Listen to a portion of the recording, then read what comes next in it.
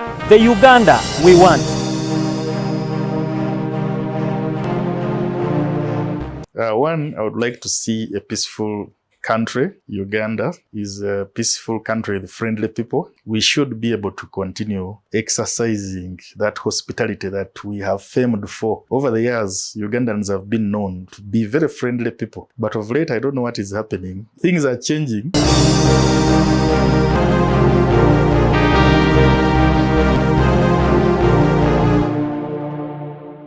Welcome once again to the program, The Uganda We Want, and this is episode 2 with Mr. Vianney Luggya, and we are talking about the aviation sector in Uganda.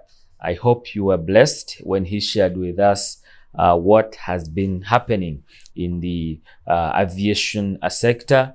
And most specifically, he talked about the Entebbe International Airport and other 14 government airfields, what they're doing as Uganda Civil Aviation Authority. And of course, he's the man managing the public affairs of this authority. It is an independent authority. It is independent to an extent that it survived the merging.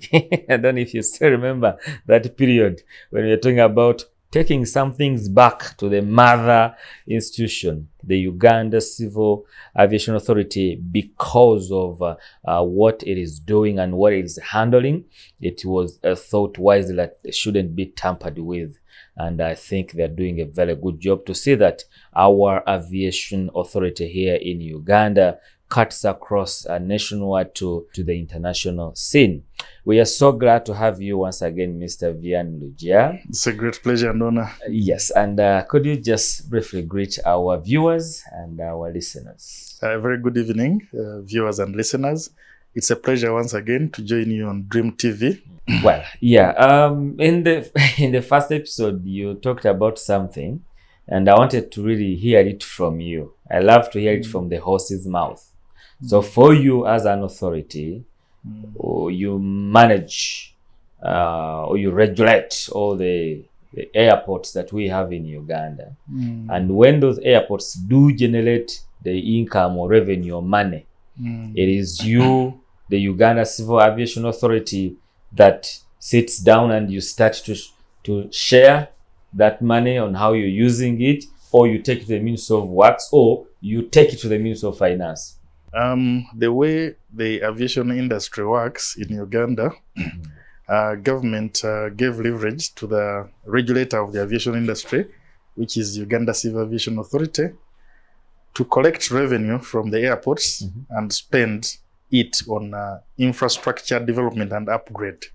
So for instance, while we collect revenue from Entebbe International Airport as Uganda Civil Aviation Authority, we use it to plow it back into the airport.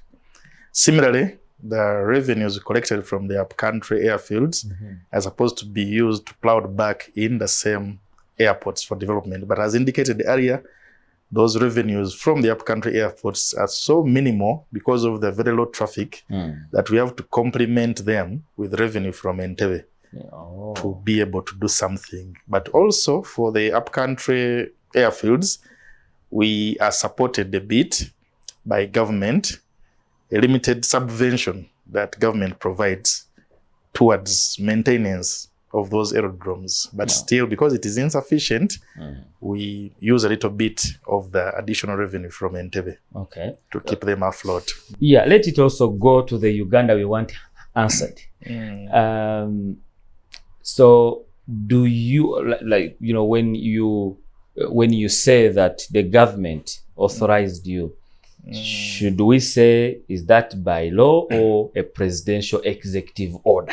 No, that is by law since inception. Since inception at establishment by an act of parliament, that has been the status quo, and it is the best practice in the aviation industry.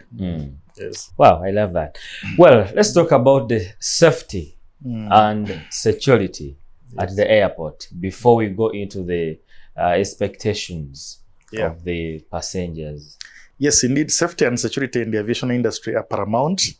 And as UCAA, we hold them, and that's why we have a slogan: safety, safety, and safety. But as part of enhancing safety, the International Civil Aviation Organization, the global body that oversees aviation operations, audits member countries regularly.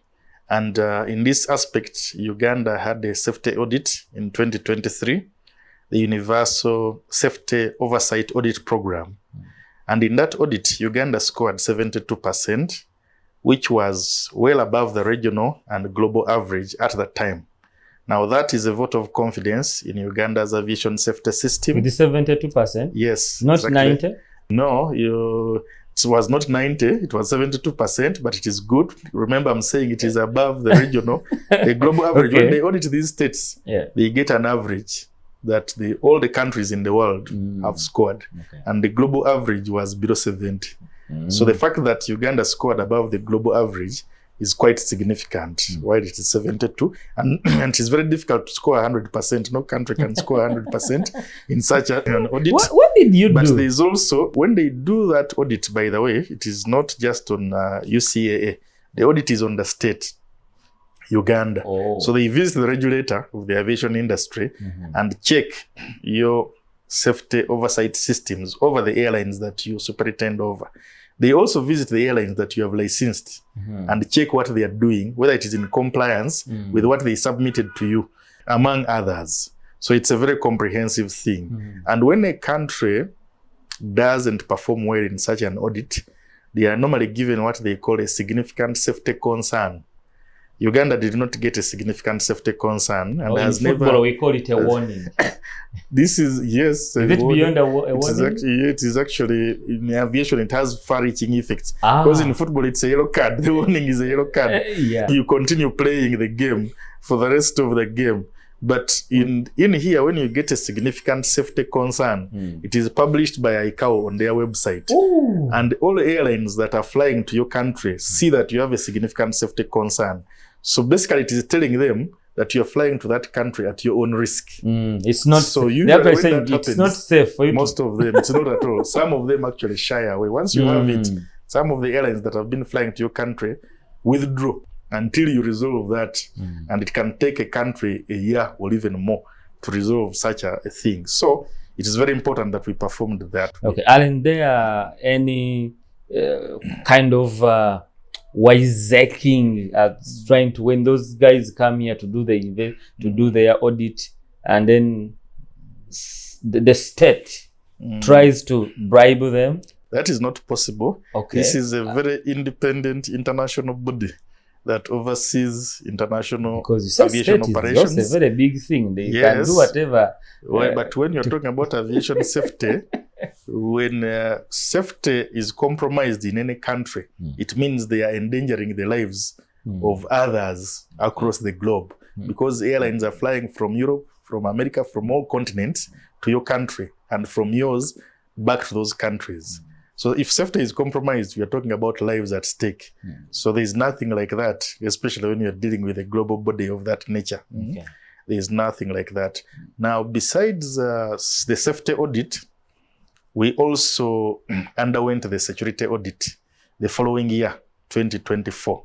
Oh, wait, you said we scored 72%. That's above the global average. So did they give us the reasons why we didn't hit 100%? Yes. What we need to improve? Exactly. Okay, what is that? Actually, when they undertake this audit, they point out for you areas that you have not performed well and very clearly.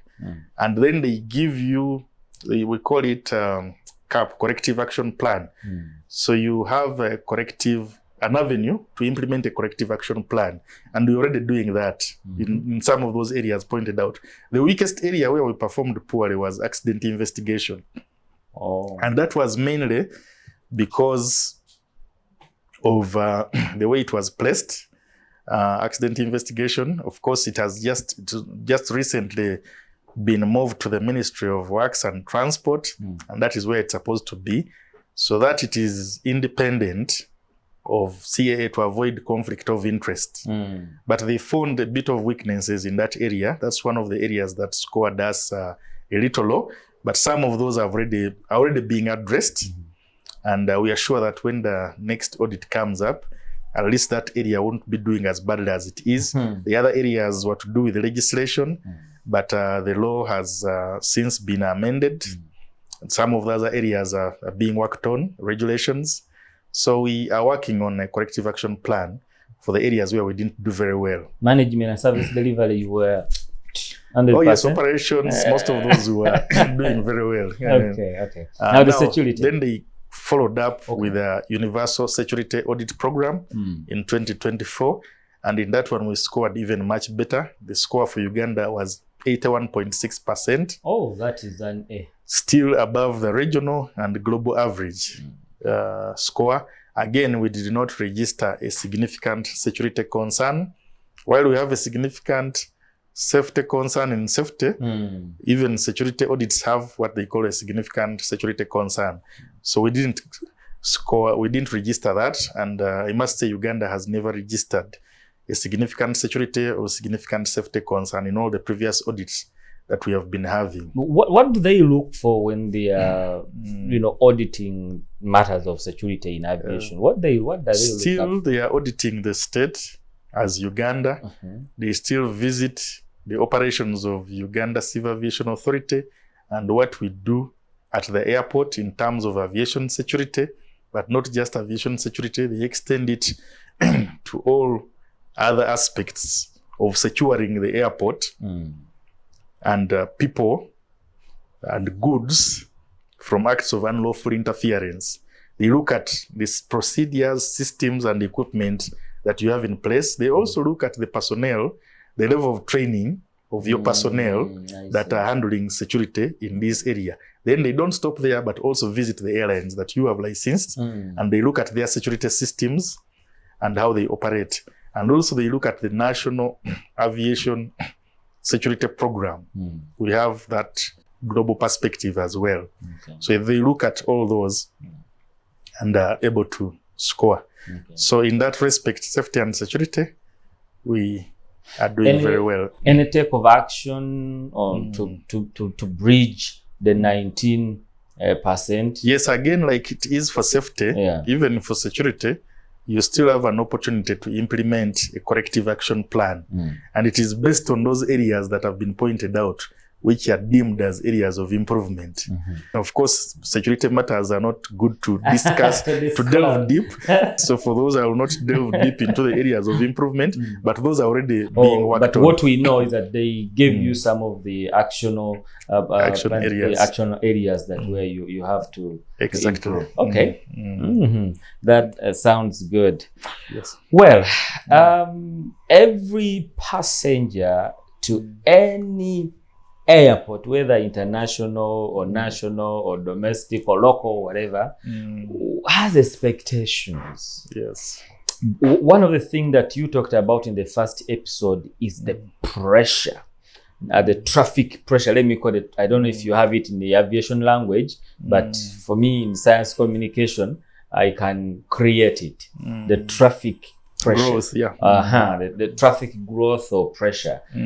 Passengers have expectations, and when they are not met, TikTok comes in, and all these other social media handles, and even people, they can actually complain right away if they have a way of doing so. True. How are you handling the pressure, and how can people's or passengers' expectations be handled, and what are the plans in line with that? One of these, first, is to equip passengers with the right information. And this is sensitization, which is an ongoing process. Most of the challenges that I experienced at Entebbe, I actually experienced by first-time travelers who may not adequately be equipped with the information that they need to have or know prior to coming to the airport. We're supposed to equip them with that information. Where they get the tickets or visa?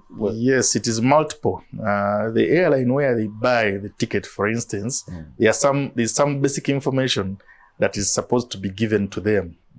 Some of this information is even included on the ticket. But some people, because they may be first-time travelers, they may not even look or read this ticket carefully. For instance, one of these things that is indicated on the ticket, the size of or weight of baggage that you are provided. Each airline has different provisions when it comes to weight or baggage. There are airlines that will give you 2 bags. Each bag weighing, for instance, 23 kilograms if you are an economy passenger. There are airlines that will give you that. Depending on the class of ticket, business class passengers are given more weight limits. So if, for instance, you have bought an economy class ticket and the airline has indicated on the ticket that you should have 2 bags checked in and 1 bag hand luggage, even the hand luggage, the weight is still stipulated. Usually it doesn't exceed 12 kilograms or thereabout. So I advise a passenger to look at these weight limits, pack your 2 bags within the weight limits that is allowed. If, for instance, you have given 23 per bag and you put 30 kilograms in 1 bag and then 10 in another, they won't look at it this way, that I have 23 kilograms each, the plus 2 is what? 46. So I have 30 in one and 10 in another, 40 I'm within. No, when you reach the airport and 1 bag has 30 kilograms, another 10 kilograms, they will ask you at the check-in counter that you open this bag with 30 kilograms and reduce the kilos, balance it, put them in the other bag. Now you can imagine that inconvenience that you'll experience in front of all the other passengers there. Yet this is something that you could actually have addressed at home. And even when you reach the airport itself, before you reach the check-in counter, there is a weighing scale. After the first security checkpoint in the departure terminal, there is a weighing scale in the departure area. Before you reach the check-in counter, weigh those bags and check that they comply with the weight limitations. If you find that there is something that you need to balance, do it there in that bigger space when you are with fewer people, other than waiting to reach the check-in counter and there are many people behind you and you are adjusting kilograms. But besides that, if, for instance, you have just way over the 23 kilograms that are stipulated, then you may be asked to leave some items behind. So you remove them and remember now the people escorting you, you have left them out. You are in a restricted area. But besides that, some airlines will allow you to carry the overweight, but at a fee. There is a fee. Not for free. It is not for free. So all that from free to fee, they remove the R. So all that is avoidable if you actually looked at this information properly. The other issue is the passport that you are using. It's important the passenger checks the validity. Usually it should have 6 months prior to expiry. If it's under 6 months, they will not allow you to travel. So look at your passport validity, whether it has more than 6 months. Besides that, look at the country where you're going, whether it requires a visa or not. Some countries do not require a visa. For instance, if I'm going in a region to Kenya, Tanzania, Rwanda, you don't need, but if you're going to other countries in Europe and even some other African countries, they require visas. So check that, and how long does it require you to process that visa? Some of these processes involve external parties. For instance, now you have to visit the embassy of that country where you're going. So that you go through the process. There are countries whose visas take a longer period. For instance, US, UK, they certainly take a longer period, and you're applying online. US, Canada, the process requires a lot of time. So if you're planning to travel to such a country, it's important that you give yourself adequate time from the time of travel to when you're booking. But now, having seen that you have the required visa, it is still not sufficient. Still look at the departure time. Most international airlines close their check-in counters 1 hour prior to departure. For instance, if you are traveling on an airline that is leaving, say, at 4 p.m., it is advisable to be at the airport, Ugandan time. It is advisable to ensure that you are at the airport at least 3 hours prior to your scheduled departure time. I must be there at midday. Why are we saying this? This is just guidance. It is not cast in stone. And why are we saying this? For instance, this festive period that we are in, you have seen the traffic jam in Kampala and even on Entebbe Road. Many people have got caught up in traffic and missed their flights. Even when you take away this festive period and the jam that comes with it, still people have been caught up on the road due to one eventuality or another. and end up reaching at the airport with an hour to the flight. Remember, check-in counters close an hour prior to the departure time. So if you are at the checkpoint here 1 hour to the flight, chances are that you're going to miss the flight because that 1 hour to the flight should find you already checked in.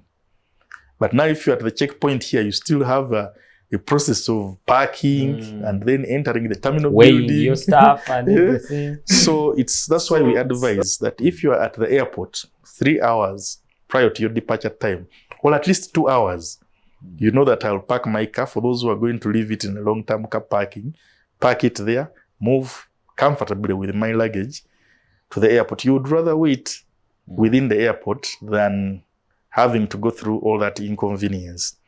So being at the airport is another very important thing.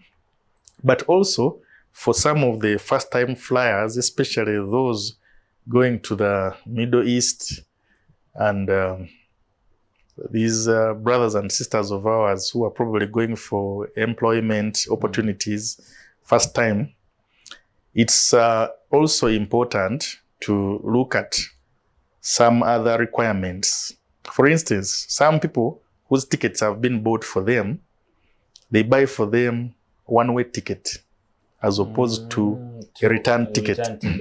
So you find someone has reached the airport, they have a ticket only to the destination where they are going without one bringing them back. Now that is not allowed. However, there are some special circumstances within which it is allowed. But if you do not fulfill those special circumstances, you certainly will not be allowed to travel with a one-way ticket. And that is for precautionary security reasons as well. Now, the special circumstances under which it may be allowed, for instance, if someone is a resident, say in UK, you're probably a Ugandan, but you have residence in UK. So, and you have evidence of that, or any other country, say UAE. So you'll be like a returning resident. There you can be allowed to travel on a one-way ticket. The other circumstances... And you're just visiting or heading for something to do in UAE or tourism. Or you're going for tourism and you only have one-way ticket, for instance, or to visit one way. But there are Ugandans, born Ugandans, of course, who have residence, who have acquired residence. Then the other one will be a student, for instance, who is going not for a short course, but for like a degree course, which is over a long period of time. And you have evidence of that as well. Under those circumstances, you may also be allowed to travel with a one-way ticket. There are also they are stipulated. So as you purchase the ticket from the airline, it is better that you discuss these before just coming and showing up with that one-way ticket. One of the reasons why there is a restriction on that one-way ticket, there was a time we were experiencing a lot of human trafficking through Entebbe International Airport. And traffickers, some of these traffickers have an international network. They would deal with these young people, especially seeking employment, buy for them a one-way ticket. When they reach their destination, they disappear, and whatever happens, you know the things that have happened with human trafficking. People get all sorts of problems on the other side. And people were not happy with you as you see how can you allow people to go through your airport and they are killed? And they don't have a return ticket, which would be very unfortunate. So some of those are key things that need to be looked out for. But now, in addition to that, having probably traveled, or you have returned, or you have brought someone, we also have parking that is paid for at Entebbe International Airport. And that parking, no, it is not free. When you park your vehicle there, you are charged depending on the duration that you have lasted there in the parking. So that parking, there are some stationed pay machines. Some people prefer go walking physically to the pay machines to pay for parking. But we also introduced an option of paying through mobile money. It is more convenient and better for you to queue at the machines. So you can pay for mobile money by simply dialing the USSD code *227#, and then you follow the prompts and exit the airport within 30 minutes of payment. So it's a more convenient way that I would like to encourage users of the facilities at Entebbe to adopt. So is there any plan? Because we are looking at the Uganda we want, and if complaints arise, how are they handled? Okay. Yes, thank you. I'm going to answer that. I just forgot one last thing on the last item, expectations. Yes. It's also important or advisable to look at the requirements of the country which you are going to. Besides visa requirements, some countries, for instance, expect you to have a yellow fever certificate or card. So it's vital that you check if your destination so requires a yellow fever card.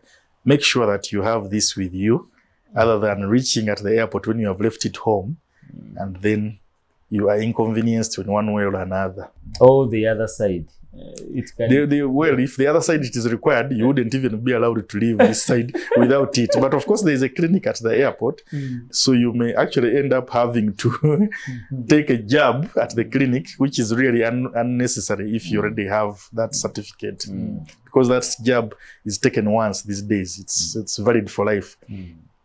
So now, going back to the second question you have asked about complaints and how they are handled. We have a feedback mechanism. For instance, we have an email address, aviation@caa.co.ug, and we encourage users of our facilities that in case of anything that has not gone well through your travel experience, send us an email highlighting details of what transpired while you were at the airport. Or before you go to the social media, send them an email. Yes, exactly. It helps. And so many people have sent us emails. Do you reply? Have been assisted. Because again, if you don't, they will use it as a leverage for them to go to social media. Yeah, that's correct. We reply that email, and we initially give an initial response acknowledging. But besides that, then of course, the investigation may not come out in one day. We mentioned that it's going to be investigated, and we do the follow-up. And a lot of people have been given feedback and helped. But besides the email, even for those who prefer social media, we have our social media handles at Uganda CAA on X, Uganda Civil Aviation Authority on Facebook, and we encourage you to inbox us the issue that may be. We also have a WhatsApp line that I'll provide later on. So we encourage that you provide us this information so that we assist you with details, other than just highlighting this after you have gone through the experience. Now, talking about that, there are people who are challenged at the airport. We indicated duty officer, airport operations duty officer. We indicate those numbers at the airport, especially on departure. So that in case you're experiencing a challenge with someone handling you, please call that number for assistance while you are still at the airport. And for the benefit of those viewing, that number is 0757 270 809. Duty officer, airport operations. I repeat it, 0757 270 809. When you call this number, whether it is day or night, there is always someone manning it, and they will come where you are to assist you and establish your challenge and what you're going through. Is it toll-free, or there are some charges? It is not a toll-free number, but at least it is better that you are assisted while still there, other than missing a flight. The cost of missing a flight cannot be compared to the cost of making a call. A simple call. Because, of course, some people end up calling the wrong people. So you'd rather call the right people who are actually at the airport, and you get the assistance within time. Okay. Yes. Wow, that's interesting. You've had it now. When we look at the aviation sector, this country has got a vision. Yes. And the government that is in power also has a vision. They called it Vision 2040. Yes. And I think we are heading into the National Development Plan. Is it 4 now? We could be heading into National Development Plan 4. How is our aviation sector contributing to the national development? Yes. Starting from where you have started about the plan and vision for 2040, the aviation industry specifically also has what we call National Aviation Master Plan. We normally do this for a period of 20 years. So we had one that was earlier commissioned in 2014, That one has since been reviewed recently. We reviewed it last year in consultation with stakeholders. And that 20-year aviation master plan guides us on where we are coming from, where we are, and where we are going as a country. It looks at the traffic trends, both passenger and cargo, and the growth trends, and it enables us to plan for our infrastructure services and facilities. And we harmonize that, of course, with the National Planning Authority and align it with the Vision 2040 that you alluded to. In terms of our specific contribution to the national economy, aviation contributes in several ways. One, all the people that come to Uganda, the majority are tourists. And you know, tourism is a very big contributor to national development. So aviation or air transport fully supports tourism. So we work very closely with tourism authorities because we know that most of the people that visit Uganda actually use air transport, and the majority of our passengers are actually tourists. For instance, someone can come in to attend a conference at Munyonyo or anywhere in Kampala. At the end of the conference, they decide to tour some of the tour facilities like Source of the Nile in Jinja, or go to the other national parks. The person who has initially come in to attend the conference ends up being a tourist because they are actually visiting these facilities. So aviation supports other sectors of the economy, directly and indirectly. Tourism, you have seen that. When it comes to hotels, the hotel industry thrives a lot on aviation because most of the people who come in by air, especially those who are not Ugandans, do not necessarily have homes in Uganda. So once they enter Uganda, they are actually looking for accommodation somewhere in a hotel or any other facility, call it Airbnb. So the passengers that have come in by air are actually contributing to other businesses like hotels thriving in terms of taking up their accommodation.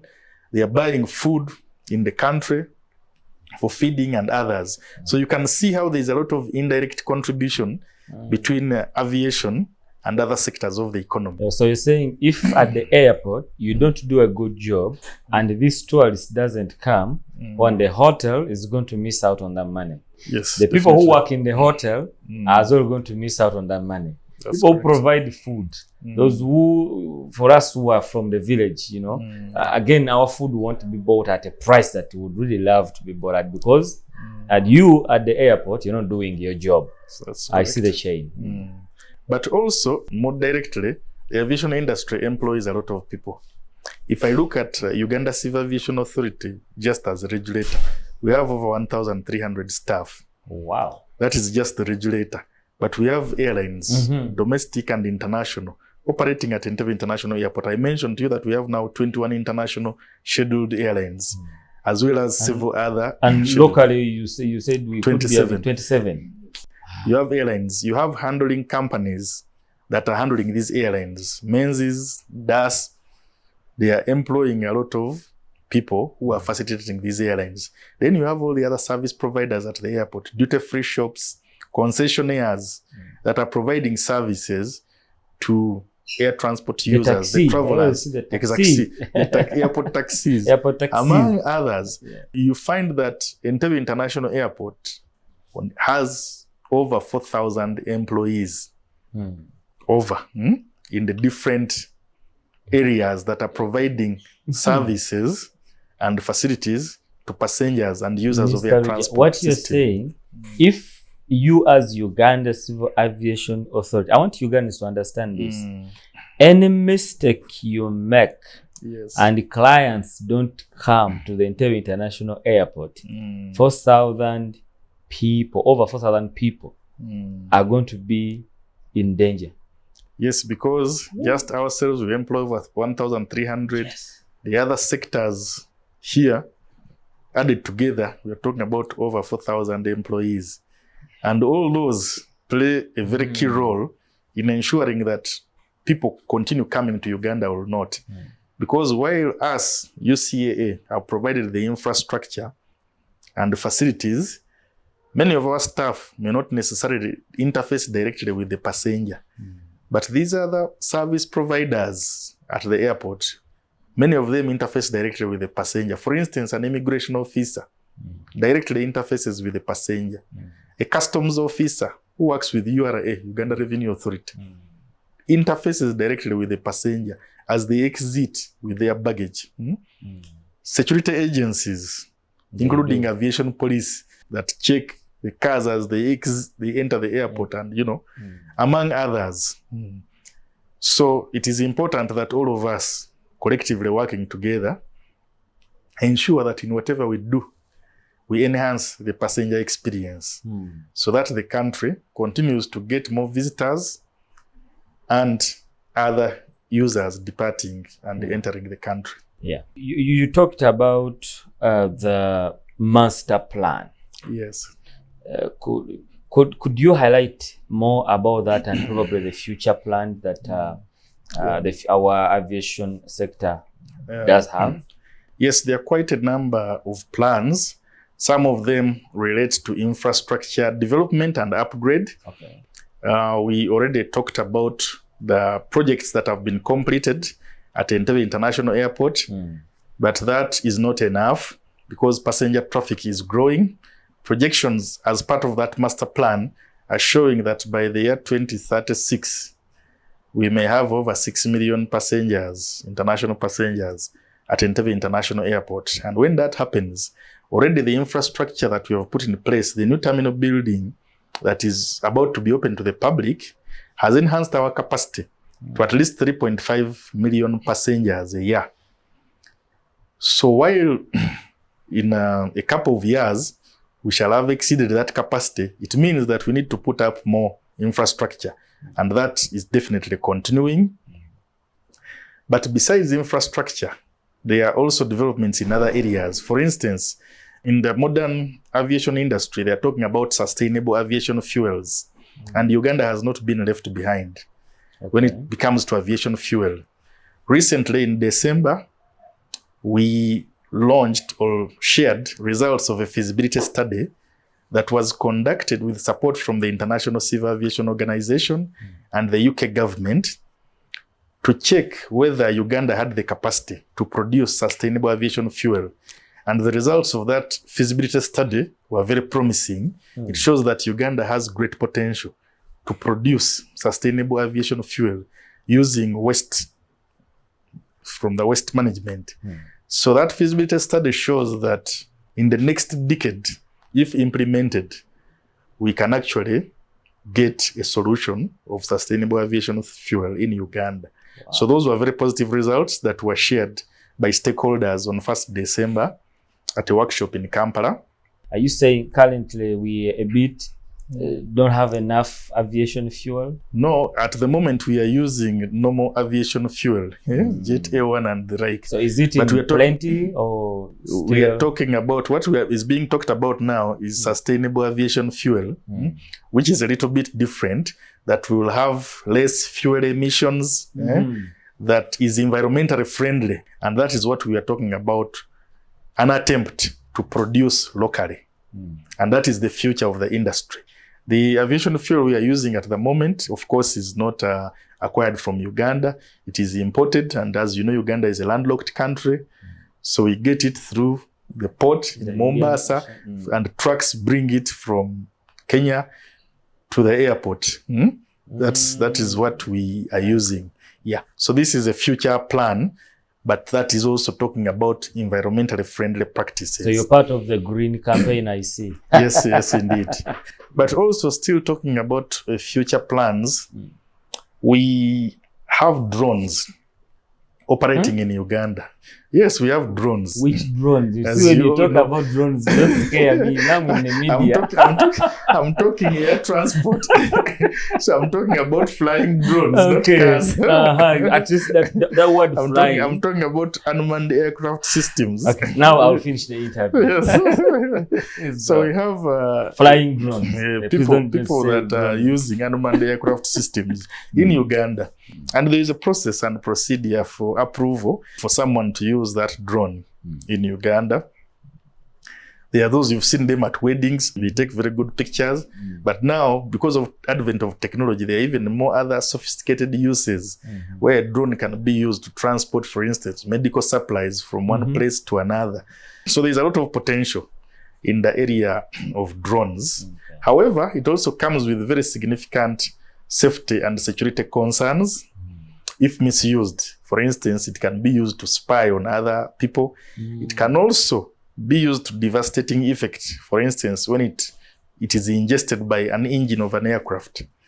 If you use it in an airport environment, it can enter an aircraft engine and cause tremendous damage to the engine and probably an accident. So there are safety and security concerns. That is why there is a procedure for people using it to be taken through the safety assessment to ensure that they know how to use it and also to get the security clearances. But as part of the future, so right now the process is quite stringent, as you may imagine, but as part of future plans, there is a plan to acquire an automated unmanned aircraft management system that will help us in the monitoring of these drones wherever they are and operation and, that kind of thing.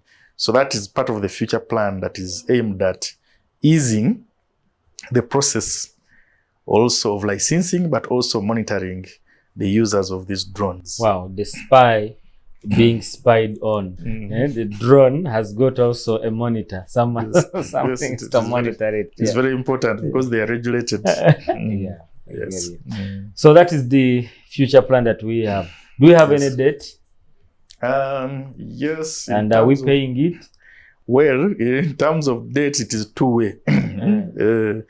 There is a debt. There are also institutions that owe us, and that is a challenge, especially government institutions. We have a growing government debt. Where is it coming from? No, it is coming from the different institutions that operate at Entebbe International Airport that consume our services and facilities.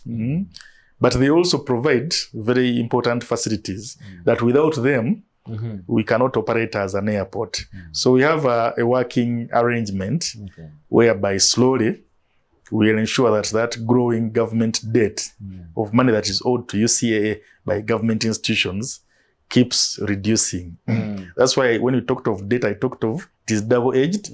There is that is owed to us, but there is also some of the projects that I've been talking about have not been, not all the projects we are undertaking have been internally financed. There are some that have been internally been financed from resources collected from within the airport, but there are also some that we have undertaken on funds borrowed. For instance, the major project for upgrade and expansion of Entebbe International Airport, we borrowed funds from Exim Bank of China to the tune of $200 million as government. So that is a debt, but of course it is being serviced. It was a loan over a period of 20 years at 2% interest. So it is being serviced by government. We got it in 2016 and we have been servicing it very well. 10 years down the road, Yes. Okay. Which Uganda do you want to see? You were Ugandan, I'm sure. However much you're in this field, but you remain a Ugandan, and I'm glad you haven't exited. You're very close to the exit of Uganda, but I must be here. One, I would like to see a peaceful country. Uganda is a peaceful country with friendly people. We should be able to continue exercising that hospitality that we have famed for. The famed Ugandan hospitality? Over the years, Ugandans have been known to be very friendly people. But of late, I don't know what is happening. Things are changing. Of course, we are borrowing the history. Remember, South Africa, there were these two groups of people, the Khoi and the San. I remember my teacher used to say, the Khoi Sans were very hospitable unless provoked. I wish we could only copy or emulate good practices from other countries, and we preserve our famed Ugandan hospitality that we have previously been known for. But besides that, even amid this provocation, well, it depends. Even when you're provoked, it doesn't mean that you become take away the yes, hospitality. Exactly. Right. That should be there. But the other thing also, say charity begins at home. in terms of, if you remember in the past when you were young, I don't know whether you experienced it yourself. If you were on a village and you are moving around and you did something that was wrong, it was okay for a neighbor to discipline you, Exactly. to bring you, to tell you that what you're doing is not right. They would even discipline you. And you go back home and you don't even want to talk about it because you know that the moment you talk about it, they will start from there to I exercise additional discipline onto that wrong thing that you may have done. But these days, if a neighbor, if you find a child doing something wrong and you try to tell them, you get what I'm saying? Yeah. It's like they are looking at it as we call that the old past, the old way. You're trying to say we should go back to our old. Yes, it was a very good thing that ensured that parenting was not only done from the home where you were born, but it was also done by the community in the area where you stay. That no one else could see you doing something wrong and let you continue with it. They would help in the disciplining of the children. The children belong to the community, not just to the home where they are coming from. I can give you an example. Just on New Year's Day, I was at Carrefour supermarket. After buying a few items, I was in the queue. The queue was long, I think being festive period. Yeah, definitely. It was quite long. So in front of me, there were a few people. I stood, and behind me was an elderly senior citizen. Now, some 2 or 3 young girls came and beat the queue in front of me. At first I thought, but they were quite aggressive, young people. I left them and simply looked on. Then, as I approached the queue, I think 2 other young men came now behind me, in front of this senior citizen that was behind me. And the poor lady tried to talk to them about following the queue in English, and she was telling them, please follow the queue, there is a line here, blah, blah. These young men pretended like they didn't understand English, that they didn't understand what she was saying. So they were now talking to each other and saying, tetutegera byatugamba agamba ki kansubire tebatuvuma. Meanwhile they are squeezing further in front of her. Tebatuvumye. The poor lady kept talking to them in English. You can imagine these were young men. So that's not the kind of Uganda that we had. And this is not the kind of Uganda that we want to have. Ugandans used to be respectable people, elders, who are always respected. So that senior citizen I'm talking about wouldn't even have to bother requesting these young people not to stand in front of her. Yes, it was automatic. It would be automatic, actually. They would actually wait for her. It's like going to church those days and you sit, then senior citizens come and the seats are finished and they are standing, and you, a young man, you remain seated. You would never do that. You would actually stand up and offer your seat to the elderly. You even do it before they tell you to do so. Exactly. But these days, you find even parents coming with young kids, ages 4 and below. The kid is seated on a chair, other people, elderly, standing, and this parent cannot tell the kid that maybe, let me, hold you on my lap. You get that kind of thing. I think we have digressed a lot from our principles in that area. I would be happy if we could get back to those things that take common sense and a little logic. Yeah. Well, thank you so much for giving us time to speak to us about the future of the status and the future of our aviation sector. And we hope when time comes, we'll meet again. And this time we'd love to have it at the airport. Fantastic. Yes. Well, it's always a pleasure. And thank you very much for your time, for coming to join me here to share with Ugandans. We highly appreciate it and don't take it for granted. Happy New Year to all of you viewers. It's been a great pleasure.